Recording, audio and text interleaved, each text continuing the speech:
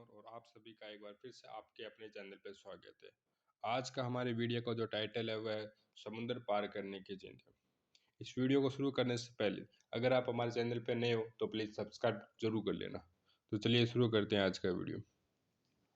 तो उस टाइटल की बात करें तो कहानी शुरू होती है। हनुमान के मुख से सीता का समाचार पाकर रामचंद्र जी अत्यंत प्रसन्न हुए और कहने लगे, हनुमान ने बहुत ही भारी कार्य किया और भूतल पर ऐसा कार्य होना कठिन है। इस महासागर को लांघ सकने की क्षमता गरुड़, वायु और हनुमान को छोड़कर किसी दूसरे में नहीं है। देवताओं, राक्षस, यक्षों और गंधर्वों और दैत्य द्वारा रक्षित लंका में प्रवेश कर उसमें से सुरक्षित निकल आना केवल हनुमान के लिए ही संभव है। उन्होंने समुद्र लंघन आदि कार्यों द्वारा अपने पराक्रम के अनुरूप बल प्रकट कर एक सच्चे सेवक के योग्य सुग्रीव का बहुत बड़ा कार्य संपन्न किया है। स्वामी द्वारा किए गए कार्य को सेवक उत्साह तथा लगन से पूरा करे तो वह श्रेष्ठ श्रेष्ठ होता है। जो सेवक कार्य तो पूर्ण करे किंतु बिना किसी उत्साह के पूरा करे वह मध्यम होता है, और आज्ञा पाकर भी कार्य न करे वह सेवक अधम कहलाता है। हनुमान ने स्वामी के एक कार्य में नियुक्त होकर उसके साथ ही दूसरे महत्वपूर्ण कार्य को भी पूरा किया और सुग्रीव को पूर्णतः संतुष्ट कर दिया। आज मेरे पास पुरस्कार देने योग्य वस्तु का अभाव है। यह बात मेरे मन को कसक उत्पन्न कर रही कि यहाँ जिसने मुझे ऐसा प्रिय समाज सुनाया उसका मैं कोई वैसा ही प्रिय कार्य नहीं कर पा रहा हूँ। अतः इस समय मैं महात्मा हनुमान को केवल अपना प्रगाढ़ आलिंगन प्रदान अपना सर्वस्व समर्पित करता हूँ। ऐसा कहते ही रामचंद्र जी के अंग प्रेम से पुलकित हो गए और उन्होंने अपनी आज्ञा का पालन में सफलता पाकर लौटे हुए हनुमान जी को हृदय से लगा लिए। फिर थोड़ी देर तक विचार करके रामचंद्र जी ने सुग्रीव से कहा, हे वानर राज, जानकी की खोज का कार्य तो सुचारू रूप से संपन्न हो गया है, किंतु समुद्र की दुष्टता का विचार करके मेरे मन को उत्साह पुनः नष्ट हो रहा है।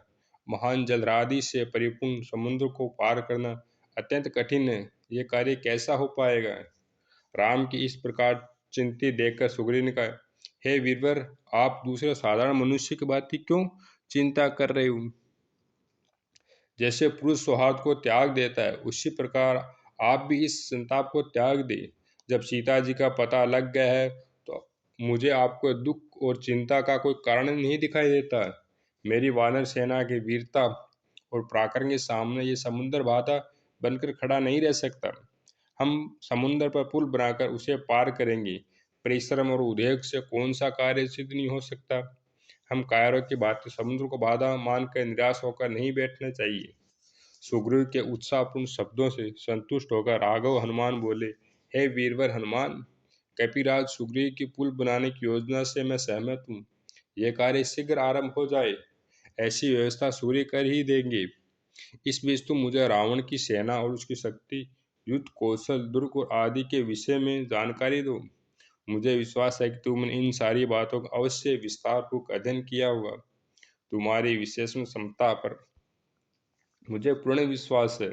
रघुनाथ जी का आदेश पाकर पवन पुत्र हनुमान ने कहा, हे सीतापते, लंका जितनी ऐश्वर्य तथा समृद्धि से युक्त है उतनी ही विलासिता में डूबी हुई है। सैनिक शक्ति उसकी महत्वपूर्ण है, उसमें असंख्य उन्मत्त हाथी, रथ और घोड़े हैं। बड़े पराक्रमी योद्धा सावधानी से लंकापुरी की रक्षा करते हैं। उस विशाल नगरी में 4 बड़े द्वार हैं। प्रत्येक द्वार पर ऐसे शक्तिशाली यंत्र लगे हुए हैं जो लाखों की संख्या में आक्रमण करने वाले शत्रु को भी द्वार से दूर रखने की क्षमता रखते हैं। इसके अतिरिक्त प्रत्येक द्वार पर अनेक बड़ी बड़ी तोपें रखी हुई हैं जो विशाल घोड़े छोड़कर अपनी अग्नि से समुद्र जैसी विशाल सेना को नष्ट करने का सामर्थ्य रखती है। लंका को और अधिक सुरक्षित बनाने रखने के लिए उसके चारों ओर अभेद स्वर्ण का प्रकोटा खींचा गया। प्रकोटे के साथ गहरी खाइयां खुदी हुई जो अगाध जल से भरी हुई है। इस जल में नरक, मक्कर जैसे भयानक हिंसक जल जीव निवास करते हैं। प्रकोटों पर थोड़े थोड़े अंतर में बुर्ज बने हुए हैं। उन पर विभिन्न प्रकार के विचित्र किंतु शक्तिशाली यंत्र रखे हुए हैं। यदि किसी प्रकार से शत्रु सैनिक के प्रकोटे पर चढ़ने में सफल भी हो जाए तो यंत्र अपनी चमत्कारिक शक्ति से उन्हें पुनः खाई में धकेल देते हैं।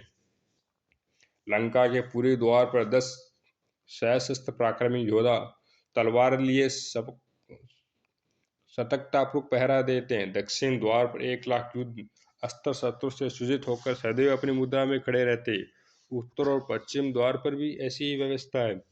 इतना सब होते हुए भी आपकी कृपा से मैंने उनकी शक्ति काफी क्षीण कर दी है, क्योंकि जब रावण ने मेरी पूंछ में कपड़ा लपेट कर आग लगवा दी थी, तो मैंने उसे ही जलती हुई पूंछ से लंका के दुर्गों को या तो समूल नष्ट कर दिया या उन्हें अपार क्षति पहुंचाई। अनेक यंत्रों की दुर्दशा कर दिए। कई बड़े बड़े सेनापतियों को यमलोक भेज दिए। अब तो केवल सागर पर सेतु बनाने की देर है, फिर तो राक्षस का विनाश होते ही अधिक देर नहीं लगेगी।